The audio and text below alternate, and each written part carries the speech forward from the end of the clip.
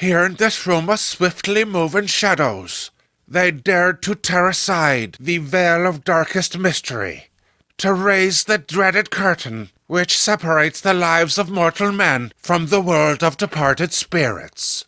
It would have been wiser to leave such things undisturbed, for human eyes were not intended to view the indescribable horror which lies beyond the grave. You will shut your eyes and make no sound until I have been able to contact the spirit world. The reluctant ghost.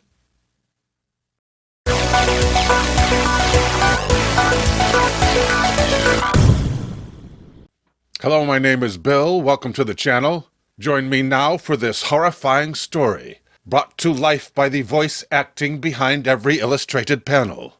Christopher the Carpenter says, "These stories remind me of when I was younger, reading comics with my best friend Creswell. This is where I bring you tales of the macabre, printed before comic book censorship.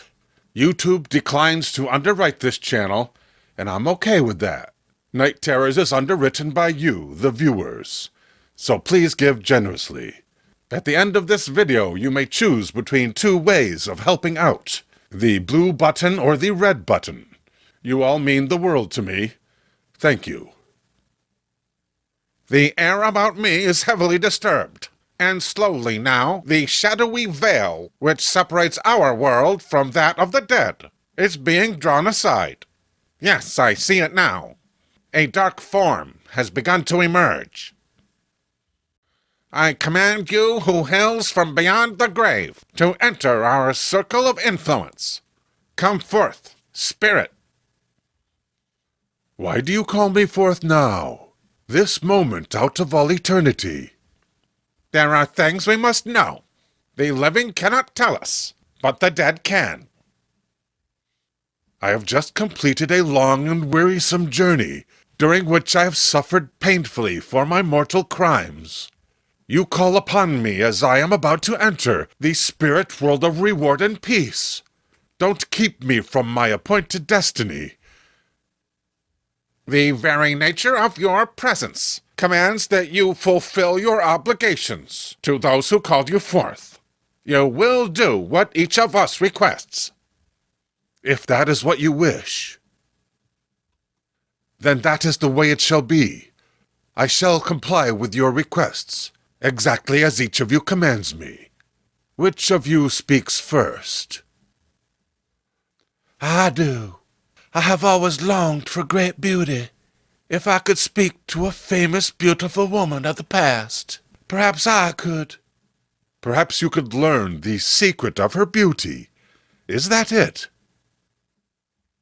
Then you shall have your answer tonight, when the clock strikes the 12th hour. As the final hollow tones echoed through the room, the spectral image gradually dissolved, and was finally lost amidst the pattern of shifting shadows. You did very well, Marcia. You shall have your answer, as I promised you would. Thank you, Mr. Drivet. I'd best be leaving. It's been such a strain.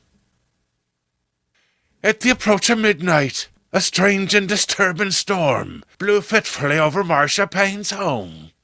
Then at the first stroke of 12, an illuminating blast of lightning ripped a jagged streak across the windswept sky. It must be the time. That glow across the room. Come forward, Marcia Payne. I have brought the spirit of the great Cleopatra to speak to you. Cleopatra. Surely she can tell me what I want to know. I have been brought a great distance to speak to you, and time is short. Tell me what you wish, quickly. I want beauty, great Cleopatra, such as you possess. Beauty is only a temporary thing. Its span is but a short moment, and then it fades, like a flower at the wayside. I don't care. Give me beauty such as you possess. Give me your beauty, Cleopatra, and I shall have all I ever wanted. Here is my beauty, then. Ha ha. Here is beauty as old as death. At the sight of the horrifying apparition, the girl crumpled to the floor in a dead faint. You fool! You would tamper with things best left undisturbed. This night shall live in your memory till your dying day. The following evening, when Drivet answered his front door. You are late, Gibson. Why isn't Marcia with you? That's just it, Drivet. I simply can't make it out. I stopped by her place on the way over, and she refused to see me. Wouldn't give any reason either. Never mind her, then. We'll start the seance without her. Once again the mystical incantation was repeated, and as it reached a feverish pitch, the air was disturbed by a strange and pulsating vibration. Look, it appears again. I come once more as you command, but I warn you that your action shall bring unholy disgrace upon yourselves. Release my spirit to continue its journey before it's too late.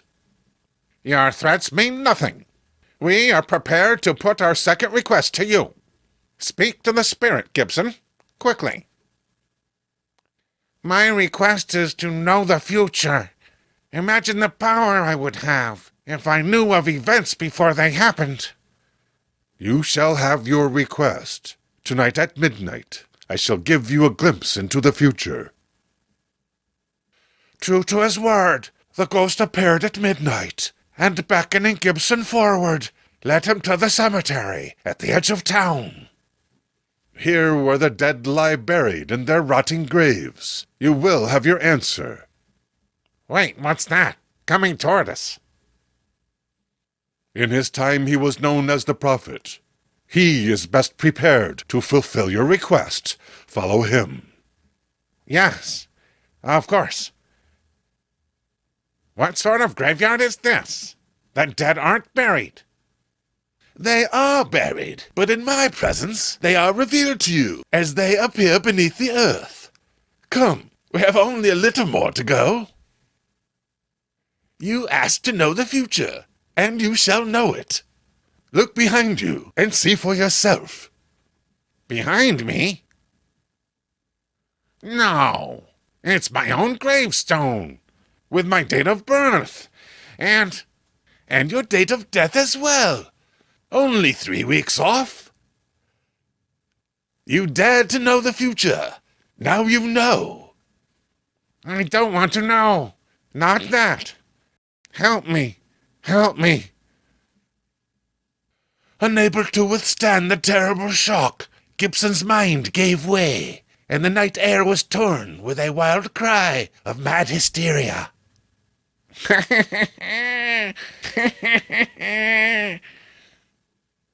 The following night, as Drivet was alone in the seance room. So Gibson has become a raving lunatic. Well, he deserved it. He wanted too much. But I won't make the same mistake. The time has come for me to make my request, and I shall have it. Come forth, spirit. Make haste to do my bidding. You appear quickly. That is good, for we have a full night's work ahead of us. You call upon me once more, although you know what has happened to the others. Why?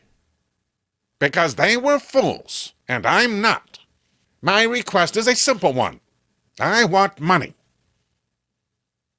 With money I can buy beauty. With money I need not know the future, for my future will be secure because of my wealth. And how can I help you acquire this money? For you it will be simple. Somewhere, out in those swamps, lies the buried treasure of the pirate Captain Lafitte. A fabulous fortune in gold and precious stones. You will point out the spot where it lies hidden. Agreed. We can leave at once. Equipped with a spade, Drivet followed the spectral image into the dismal bayou, and after a painful march, they came to an open clearing. Through the medium of kindred spirits, I have been directed to this spot. Dig here. and you will find the treasure you seek. That is all I want to hear. For the space of an hour he dug, furiously, and then...